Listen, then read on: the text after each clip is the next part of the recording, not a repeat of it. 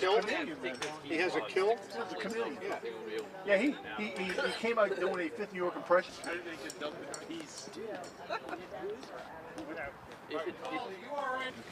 Oh, well, thank you. He was awesome. His job before that was working.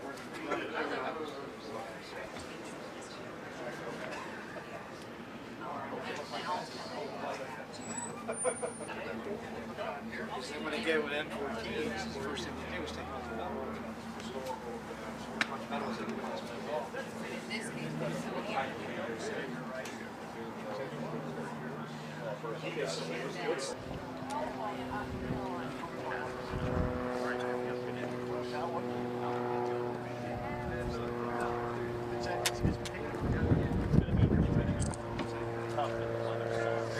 Yeah, let's try it.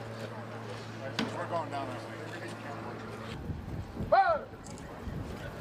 Take a U-turn. Follow mine. Straight ahead. Action. Shoulder! Shoulder. Oh!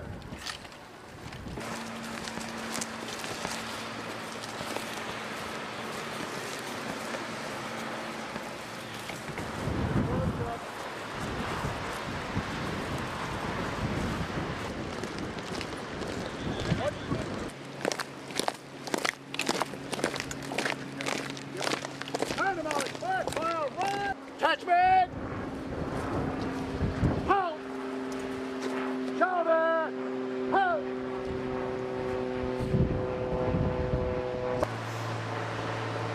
Down and front!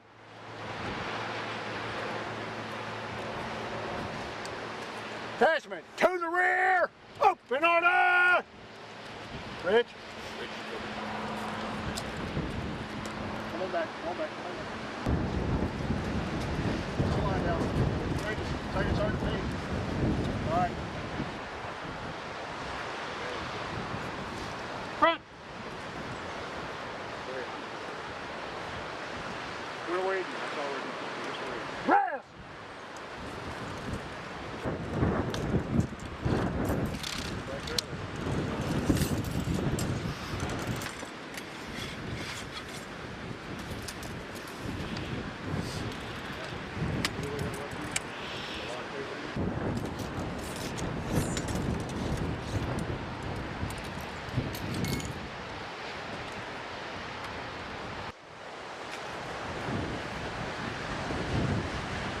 Right, dress,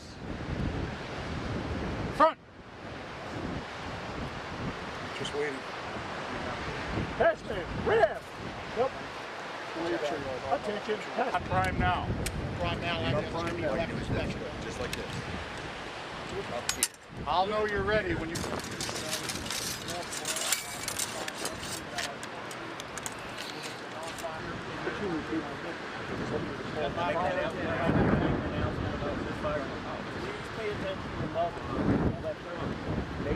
Load it fire as fast as you can go. Bang. Load it fire as fast as you can. All right. If you're having trouble and everyone else is loaded, only fire two. Bang. Okay, you're loaded. Fire. Fire away. Just the fun when we did the Bang. Bang. Bang. Pull out one. All about it. There you go. Outstanding. Put it in. Fire my company. Ready. All right, guys, get it loaded. Let's go. All right, get it up there. Aim. Now. Fire. Hey, 10 round. Climb it. Wait for it. Shoulder. Arm. So here, you're going to pop that old timer off. You should be unloaded. All right.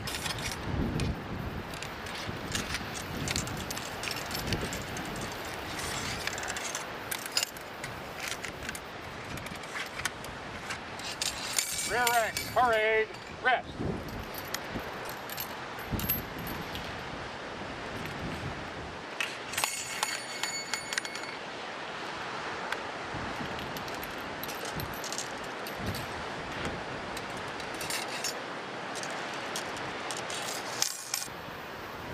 Front. This time I want to hear one. Years ago, much of the elements these Marines and sailors involved in this assault would be a prelude to the same type of details we had to look at during the iconic amphibious landings of World War II, and even what we look at today. Like that. Now, if I'd like to walk along with you, we'll walk a little bit, thinking about the Marine Corps perspective. Like that. If you look at the land here, all this riprap and such you see, these big rocks, were not here at the battle. Let me reintroduce myself. I'm Gunnery Sergeant Williams, the Director of Operations for the Marine Outreach Programming. And what we're going to be talking about a little bit this morning and like that is what happened here from the Navy and Marine Corps perspective. In 1865, after a failed attempt to take this fort like that in December, like just a few weeks before, is they decided to beef up the number of Army. This was a joint services operation. You look down here, so it's still a wall like that. All this riprap, like this heavy rocks that you see here, were not here at the time. Importantly, it cut many of the detonating wires to these torpedoes. So that minefield, in reality, when they got up here, both the Army and the Marine Corps, Navy and Marine Corps, like that, proved ineffective. So that did not play into it. But you still had this large attacking force that was coming down here with only a few of them that actually could put counter fire, musket fire forward. The palisade didn't turn and go down with the L. It actually, this heavy wooden stockade, the palisade, ran all the way out to the surf line. So basically it would block anybody from getting past this to attack the seaward face. The winning of this battle by the Union forces. Because what happened is because the Navy jumped the gun and made the assault first, the Army was delayed. The Confederacy, thinking that the Naval Brigade assault was in fact the primary assault on the fort, proved, so it was definitely relevant to us today. On the other hand, individually, some of the citations for heroism here and like that reads just like you would read in Afghanistan and Iraq today. Get them loaded. Load and come to the shoulder. Load and shoulder. There you go. Load and shoulder. Load prime and come to the shoulder. Take your time with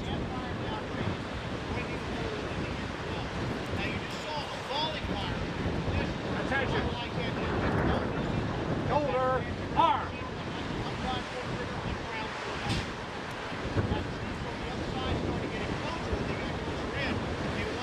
Company, fire by rank. fire by rank. Ready. Rear rank. Full cock. Cock up. Aim. Over. Fire. Load. Good. Load. Quickly, gentlemen. Fire. Load. Oh!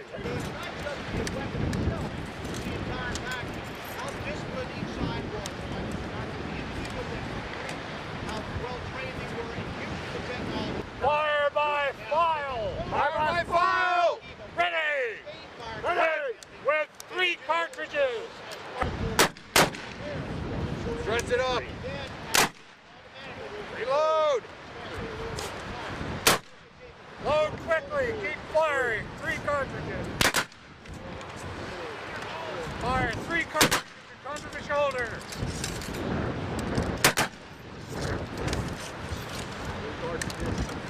Quickly.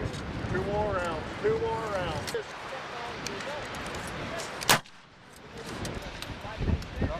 Don't reload again. Come to the shoulder. There you go, Roy. Good. Even if you haven't Keep it over fired your top. 3. Shouldn't have to look at it. Should be able to do it on my field. Oh, Sergeant.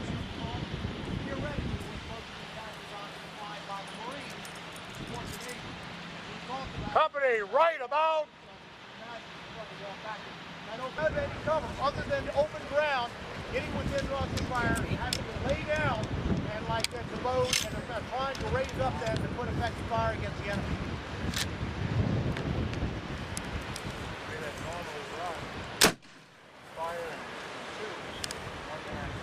With only 400 Marines, 1,600 sailors, nope.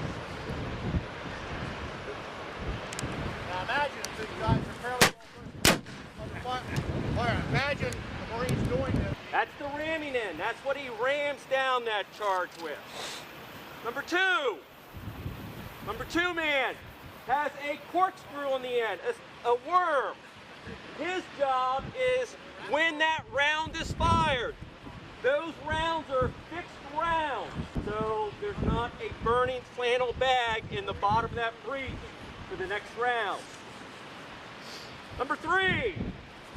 Number 3's job is very important too for the number 1 man's job, because as you see, he has a thumb stall. Number 4 is the trigger man. He makes that gun go bang. He has a lanyard, which is the rope end. And he also has a friction primer, a little brass tube with a pin on the end. That brass tube is filled with gunpowder.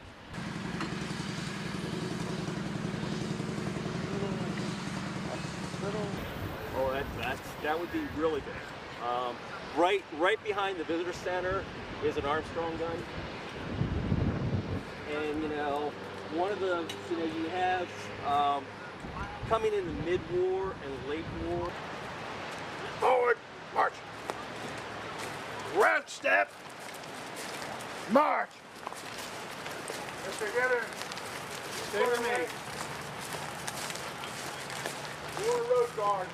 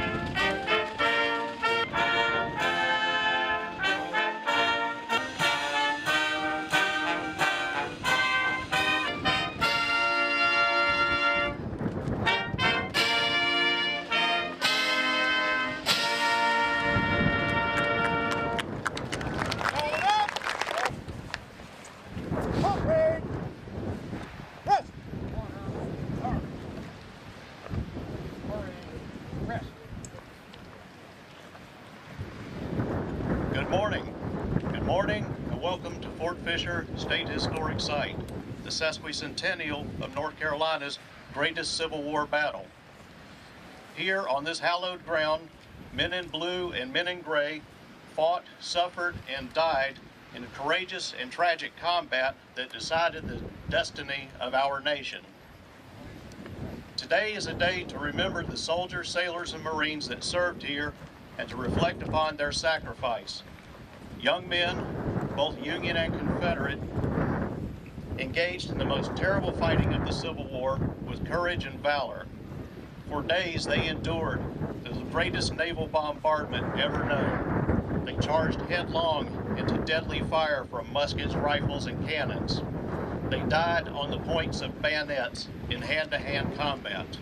Colonel William Lamb called his old adversary, General Newton Martin Curtis, my friend, the enemy. And in 1907, 42 years after the guns fell silent, hundreds of old soldiers from North and South met once again on this very ground. The theme of their reunion was glory enough for all. That message was written on their blue and gray souvenir ribbons. As we commemorate the 150th anniversary of the Battle of Fort Fisher, as we remember the courage and valor of those men so long ago, let's keep that sentiment in mind. Glory enough for all. Today, we have many distinguished visitors. Their presence honors this commemoration, shows the importance of Fort Fisher to our shared history and the love that all North Carolinians have for the rebel Gibraltar. From the General Assembly, Janet Bradbury representing Senator Richard Burr, State Senator Michael Lee, State Senator Bill Rabin, Representative Susie Hamilton, Representative Ted Davis, and Representative Rick Catlin.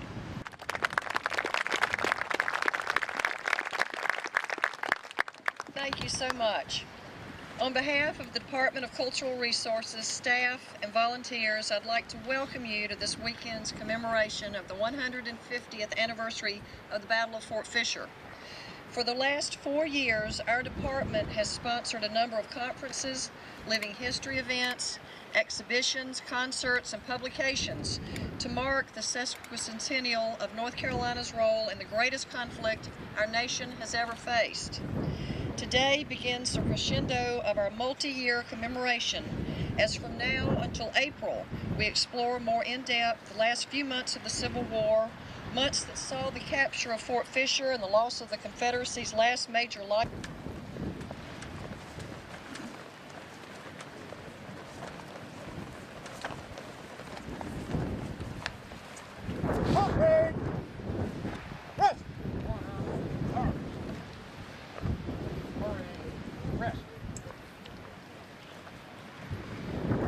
Good morning, and welcome to Fort Fisher State Historic Site. Thank you all for coming here today.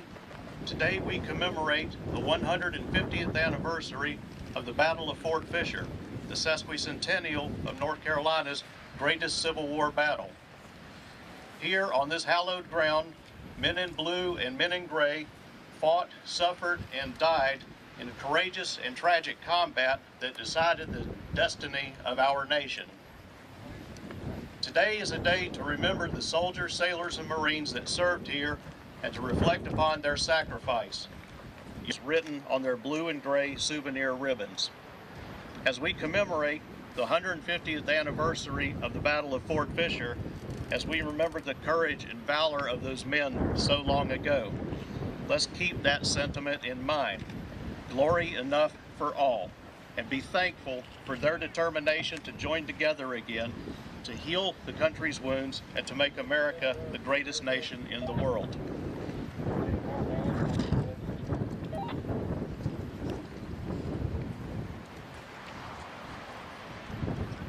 Today, we have many distinguished visitors. Their presence honors this commemoration, shows the importance of Fort Fisher to our shared history and the love that all North Carolinians have for the rebel Gibraltar. From the General Assembly, Janet Bradbury representing Senator Richard Burr, State Senator Michael Lee, State Senator Bill Rabin, Representative Susie Hamilton, Representative Ted Davis, and Representative Rick Catlin. Secretary of Transportation Tony Tada, Judge Bill Klutz.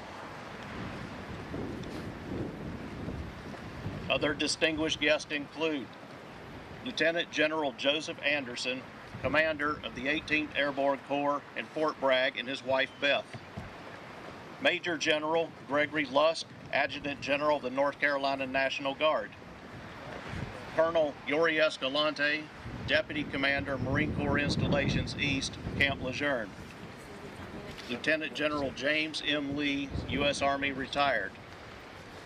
Mr. Ilario Pantano, Director of North Carolina Veterans Affairs. And we also have descendants of Fort Fisher's Commander, Colonel William Lamb, including his great-granddaughter, Sally Lamb Scott, and descendants of Medal of Honor recipient, Private Bruce Anderson of the 142nd New York Volunteer Infantry, including his grandson, Ambrose Anderson, a Montfort Point Marine and the winner of the Congressional Gold Medal, and his granddaughters, Shirley Walker and Grace Cannon, and descendants of Medal of Honor recipient, Private William Freeman, the 169th New York Volunteer Infantry, including his great-great-grandson, James B. Freeman. And we have countless more veterans.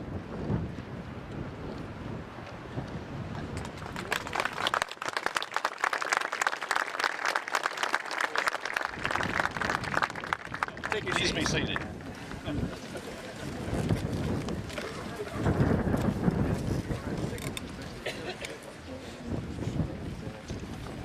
Our next speaker is Secretary Susan Klutz of the Department of Cultural Resources.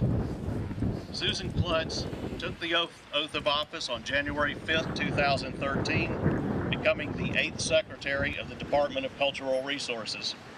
She brought to the position keen interest in historic preservation and the art of the department. From 1997 until 2011, she was mayor of Salisbury after years of volunteer work in many areas, including serving as president of the Rowan Arts Council and board member of the Waterworks Visual Arts Center. She had also been personally involved in Salisbury's historic preservation and downtown revitalization for over 30 years. As mayor, she oversaw initiatives that developed the city's cultural arts plan, reorganized the art and endowed scholarship in her name at Catawba College, and was awarded an honorary doctorate from Livingston College.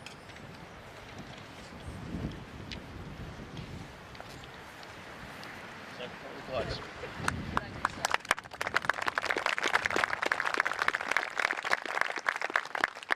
Thank you so much. On behalf of the Department of Cultural Resources, staff, and volunteers, I'd like to welcome you to this weekend's commemoration of the 150th anniversary of the Battle of Fort Fisher. For the last 4 years, our department has sponsored a number of conferences, living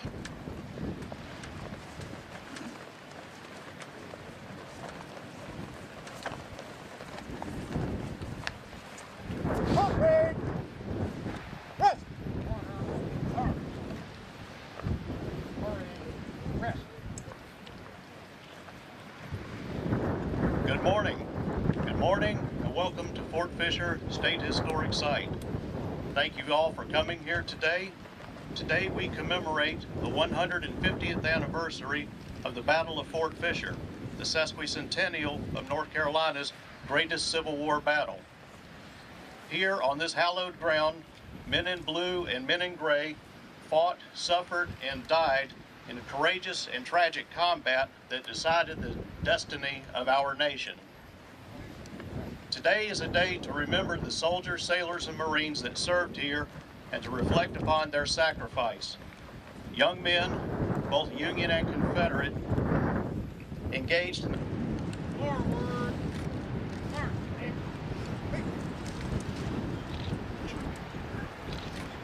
Hold up.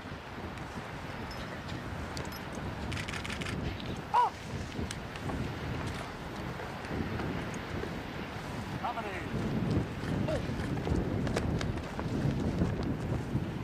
Up.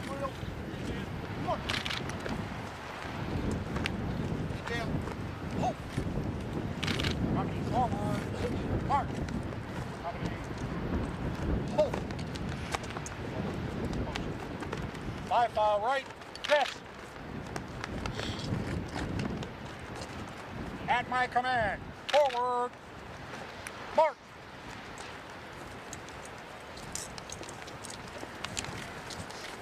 Guide to the left.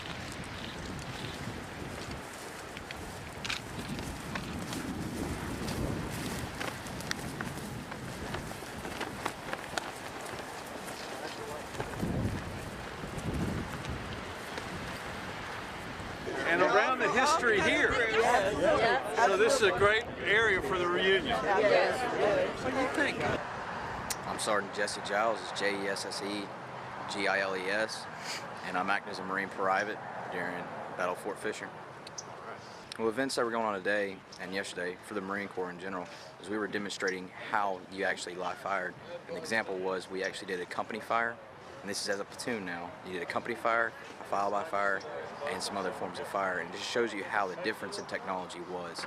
And it's really complicated in a sense. You actually have to see it to believe it. And then when you're actually in the uniform, it's completely different than what you think it is.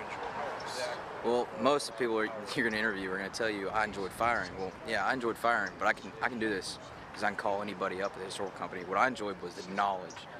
There's plenty of members here with it, just in the public in general, with the Marine Corps. There's enough knowledge here right now. It's more than just the span of the Marine Corps. It predates the Marine Corps, and you learn something. That's something I've always learned from my sergeants, that I've learned when I was Lance Corporal, and from them too. If you don't know your past, you don't have a future. That's a true statement.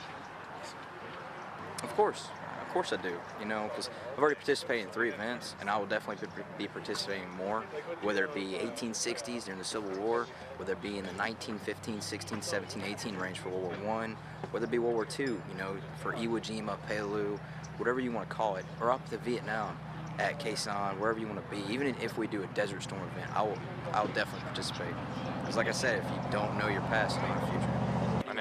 My name is Brandon Gussey, B-R-A-N-D-E-N-G-O-S-S-E. Part of the Civil War, the Marines, their section of it, so that's all we're focusing on today. Like there's a Navy section of it, and there's the Army section of it, and we're attached to the Marines, so we're just doing demonstrations for the public on how the warfare was. Type of events, up on the hill behind you, it was a big reenactment. The Army and against the Confederates, they had their battle over there. There was no Navy, I don't think there was, like obviously ship-wise there wasn't, but the Marines, we did our demonstration of how the Marines attacked the side of the fort near the water. And they're important both to the Marine Corps and the public because it's to remember the past, remember the history, and to me it's also important why I do these events is to see the evolution of the technology that we have of what we're using now today. Because like just the smallest things, like everything on the uniform, everything on our rifles, weapons, all the advancements are from mistakes that we have in the past, and it's cool to see the evolution from even back from this day, like the Civil War, all the way through like the Korea, you know, North Vietnam and all that stuff, going on to the modern day, like not just the tactics, but how like the tactics stay the same, and they do change. Obviously, everything changes, but just to see the evolution of it all, and I think that's why it's important to me. My favorite part was actually getting the black powder all over my hands and firing the rifles. And it was interesting to me, kind of personally, is I'm left-handed, so when we were trying to fire the rifles, I still shoot right-handed, but loading the weapons is all created for right-handed. So like raising the rod to go down the barrel, just randomly I switched over to my left hand, and I was doing it like 10 times faster. Getting black powder all over. It's fun shooting rifles. Just I sit in an office all day in the Marine Corps, and this is probably the closest thing to the field I can get. And it's not even just like shooting M16, it's shooting bars and anything from 1775 to now, to present day. And I think that's exciting. It's also just hearing all the stories, like keeping my mouth shut and just ears open and hearing everything what all the historians have to say about whatever time period we're actually in. Like Civil War, like it's interesting now. If we do World War II, that's just as interesting as this as well. And you can see how like I was saying before, is everything like evolves, and just to play with the toys. Playing with toys are fun.